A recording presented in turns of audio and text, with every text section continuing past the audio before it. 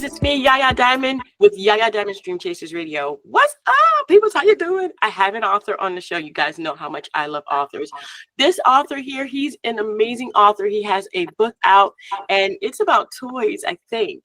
Well, I haven't asked him because, of course, we have an interview right now. So Mr. Sam Morham is here. Thank you so much, and I hope I didn't torture your last name. Thank you for joining us. No, I'm actually a doctor. I'm a periodontal surgeon. So, Dr. Sam Morham. Yeah, Okay. most people call me Dr. Sam. I'm gonna be most people and say hi, Dr. Sam. How are you? I'm good. I'm good. No, it's a pleasure to be here, especially talking about something other than surgery. And this is definitely my passion, writing books, for children's books in particular. Oh my gosh. So when did you get started?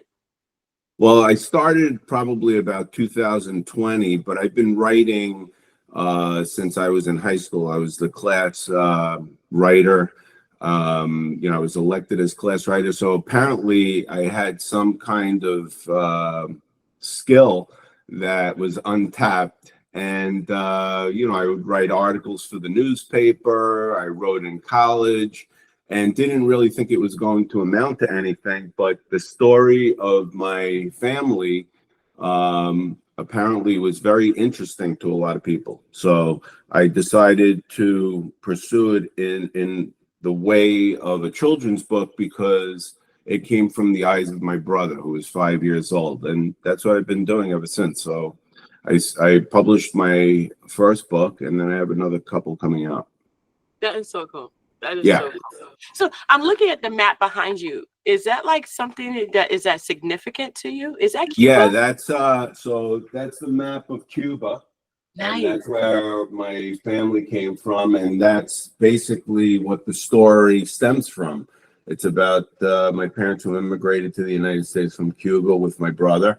I was born here, but I tell the story because it's an interesting story. And, I would talk to my patients nonchalantly about it before doing procedures.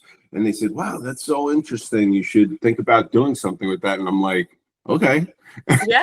After a while, and I just literally sat in a coffee shop and wrote the first book like in one shot. And made a lot of editing and changes. It's not as easy as you think to write a children's book. You would think that it's like so much simpler. You have to really edit a lot and fight with the publishers a little bit because it's got to coincide with illustrations. So it took about a year to actually get it on paper. My gosh. So Cuba, your family coming in from Cuba and everything. My husband came in on the Mario boat lift. Oh, wow. Yeah. In 1980, he came to the United States. He was 19 years old. Yeah. Yeah, and, I could relate. I could relate. Yeah. Yeah. Oh, wow. So tell me about the book. My brother and I, and he didn't think it was a big deal back then, but like now he gets it because I guess when you're going through it, it's just something that happens in your life. But I wanted to tell this story because of the transition, having to, and so many people can relate to this because they've come from other countries to come to this country in particular. And, to uproot your entire life when things were okay, where you were, except for the political situation, I think would resonate with a lot of people. And the perspective was to give it through my brother's eyes. And here is a 5-year-old child who really, doesn't know what's going on, and everything's great in Cuba. His family loves him. He's got, a birthday. He's got toys coming in. He goes to school. Everything's fine until one day they say, okay, we're going to go take a plane ride. And next thing you know, they're never coming back. And then he realizes it, and they're taking his toys away at the airport in Cuba. And that's where the title of the book comes from. Where are all my toys? So then it begins there. And, now they have to reestablish themselves in the United States. And things happen when they initially get there. My father's held in a cell because they want to verified that he's not a communist. And my mother is walking the streets of Florida, not knowing if she's going to see her husband again. And my brother doesn't know what's going on. And then it goes on. And then they settle in Brooklyn, and then he has issues in school, adjusting.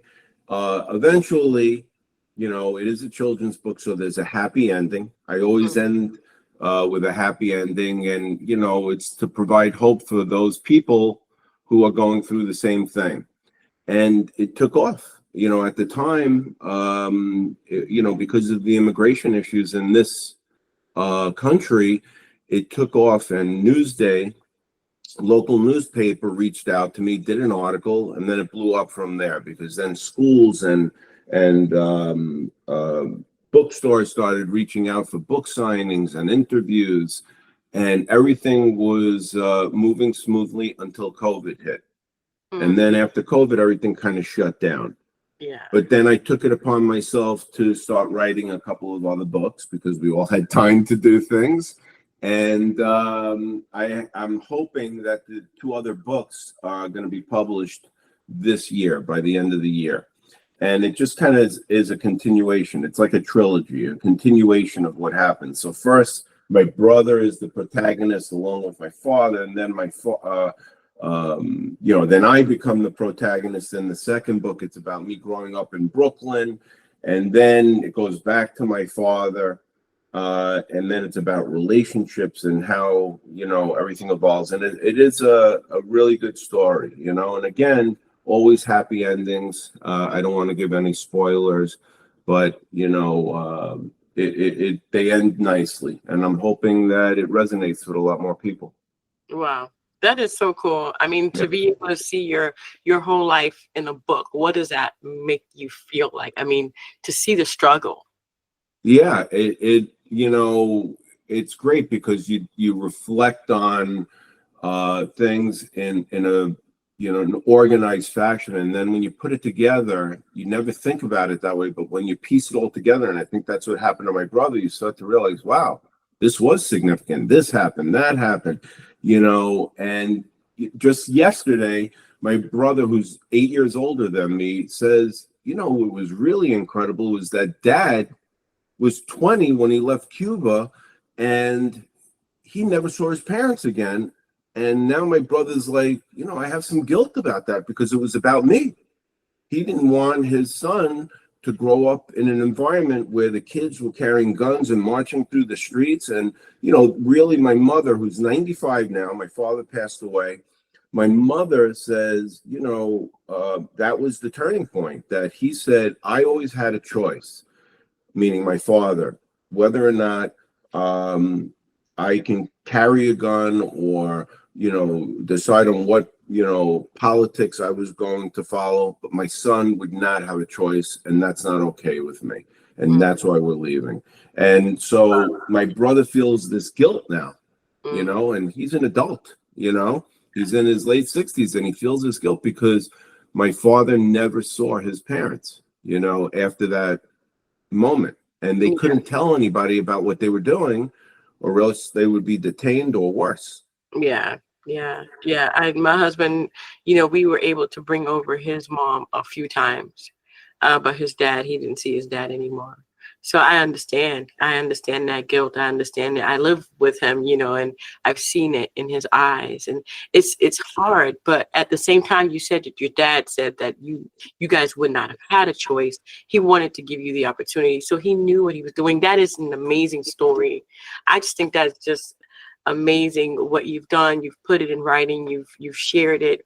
It's for generations to come, as well as your children and those children after them, and there'll always be a record of how you got to the United States. That's just beautiful. That is just wow. Yeah, I just feel like I owe it to my dad, and my brother and I always strive to do good things, and I think that the reason we became doctors, and didn't have to be doctors, they drilled it in our head that you had to be a professional, because they can't take that away from you.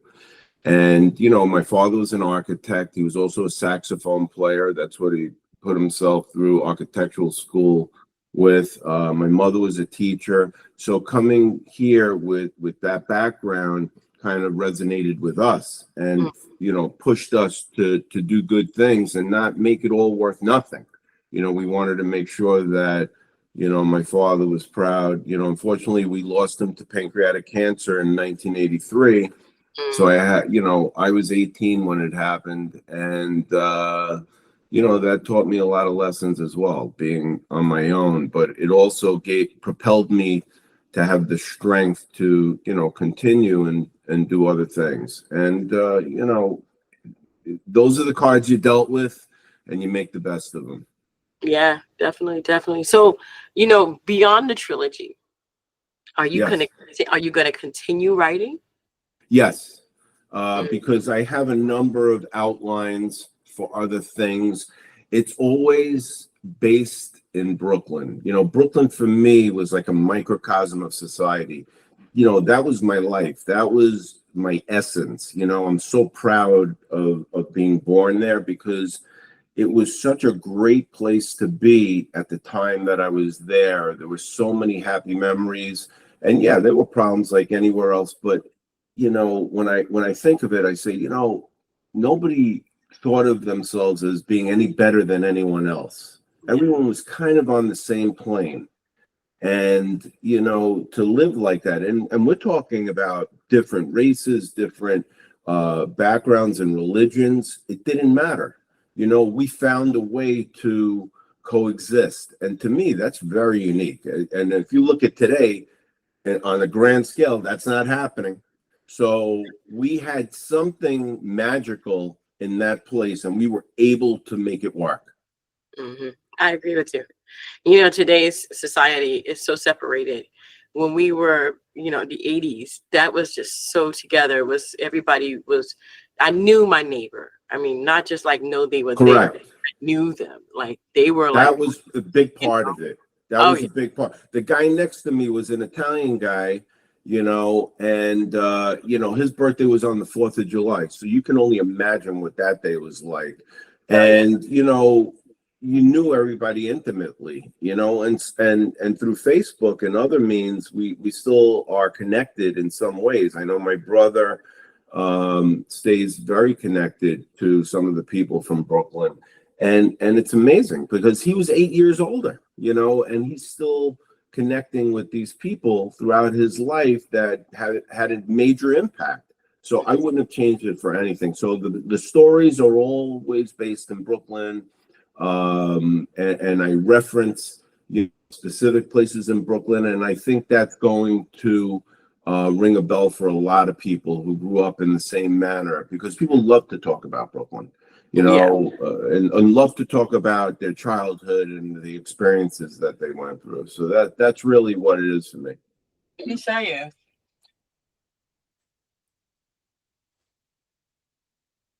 It's my Oh, I shirt. love it. So it's a you see, and it says Oh, Brooklyn. that's great. I absolutely love this shirt. I lived in the Bronx uh for a What long part of the time. Bronx? I work in Uh the near East Fordham Tremont Road. section. Fordham Road, Sedgwick. Okay. Fordham, Sedgwick, Very and similar upbringing. oh yeah. Oh yeah. So, I went to grade school and middle school there. And it was great. Back in the 80s, it was great. Everybody was together. It was just wonderful. We had such Yeah, a good time. The kids in the neighborhood stuck together. We had like a little posse. We walked to school, walked home.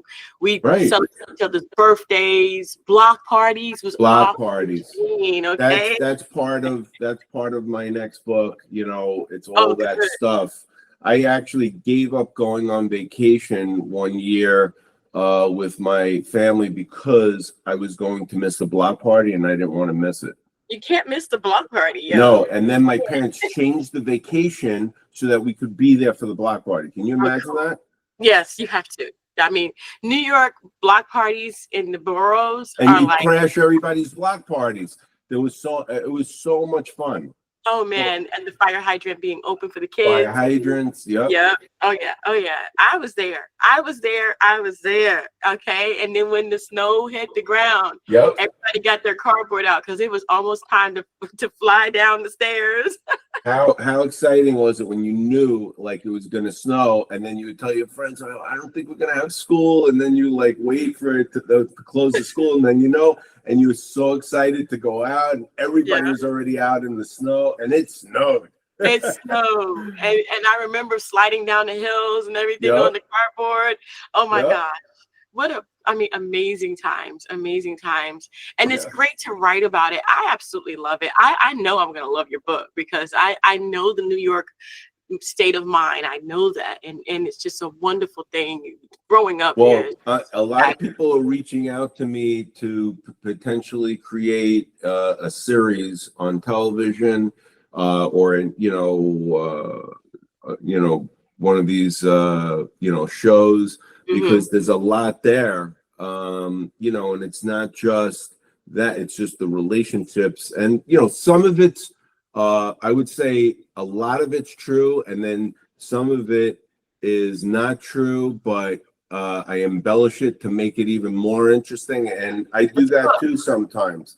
In this particular book that I wrote, Where Are All My Toys, everything is true, down to the last detail, except for one thing. I said that it was my brother's birthday and he got all these toys. It was actually the day of the Three Kings, which is a Oh, big okay. thing in Cuba. Yeah, it is. And I didn't think people would understand what that meant. So I kept it simple and said birthday. But I probably, now I have a little bit of a regret. Maybe if I go and republish it, I might do that. But in Yeah, the article on Newsday, I did mention it. yeah, a lot of people here now know about the Three Kings. Yeah, My So funny because my husband did a Burger King commercial not too long, I mean many years ago, and it was the Three Kings. and, that's cool. and it's so funny. I mean, you got to look it up. It's on YouTube. It's the Three Kings commercial. And my husband is like, they gave him, he took the bag and he went like that for Burger King. It was so cool. It was That's so really, I mean, cute. a lot of people now know about it that they didn't know about it before, but they do now. So yeah, if you do that, definitely, I would definitely put that in. Yeah, But I think I will. wow. Wow, that is just wonderful. And then to go through the memories with you as if, I mean, they're in the book, but at the same time, they're actual memories. That's just, You're it going brings to back reflect so on many it. I good think times. that Yeah. when parents read it with their kids, they're going to sit back and they're going to go, anybody coming from Brooklyn, and that's the other book that I'm writing, it's going to be a boy grows in Brooklyn. That's the name of the second book. Probably, I keep going back and forth. I have about 5 different titles, but it's going to be related to that. And then there's going to be a story about my father and my cousin Jack, who is my best friend. So there are a lot of things going on. It's all about family relationships, relationships in the family and relationships with friends.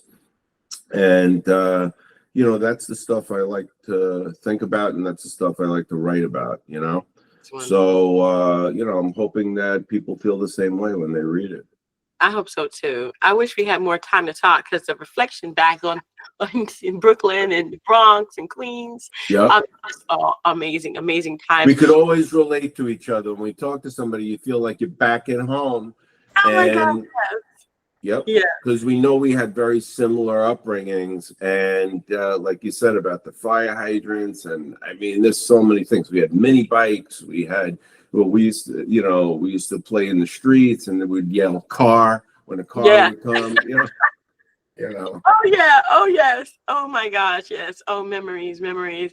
So all of these memories can be actually gained by you, the reader, and I have the link in the description as well. But it's Where Are All My Toys, and that's going to be on Amazon and also Barnes and Nobles. Am I correct? Yeah, Barnes and Noble and Amazon. Awesome, awesome. Well, we're going to put the link for Amazon in the description box below, so it'll be easy for you guys to go ahead and get that Yeah, book. they can go to my website, which is whereareallmytoys.com, and then they can just click on the link there and purchase the book and read all about it and Awesome. send me a good review. Definitely, definitely. Thank you guys so much for tuning in, and thank you, Dr. Sam. Hey, thank you. It was a pleasure, really, Yaya. Um, And you know, Yaya in Greek is Grandmother, I grandmother. know. I am 3 times over.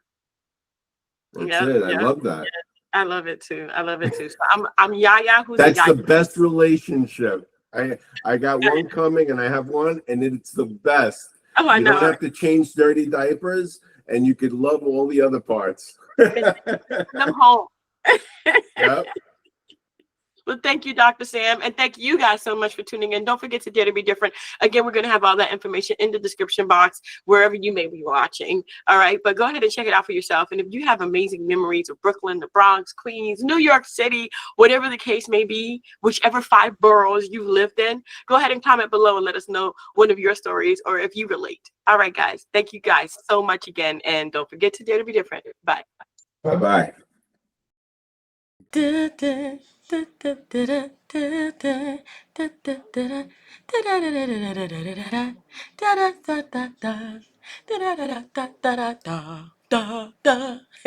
you for watching.